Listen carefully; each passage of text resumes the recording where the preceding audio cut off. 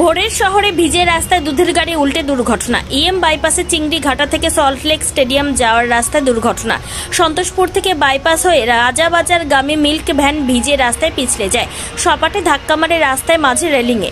তবে গাড়ির গতি নিয়ন্ত্রণের মধ্যে থাকায় হতাহতের খবর নেই। চালক কোনো ক্রমে উল্টে যাওয়া গাড়ি থেকে বেরিয়ে আসেন। পরে বেলেঘাটা ট্রাফিক গার্ডের পুলিশ রেকার ভ্যান দিয়ে গাড়িটি রাস্তা থেকে টেনে সোজা করে এবং সরিয়ে দেয়। এরপর বাইপাসের উত্তর দিকের লেনে যান চলাচল স্বাভাবিক হয়।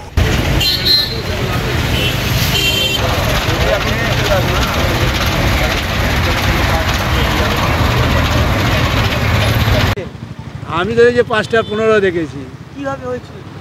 আরে ওইখানে ব্যারিকেড ছিল না, কাল রাত্রিরে লরিতে মেরেছিল, সেই ব্যারিকেড পড়েছিল, ছেলেটা ঘুমিয়ে পড়েছে, যা বললো।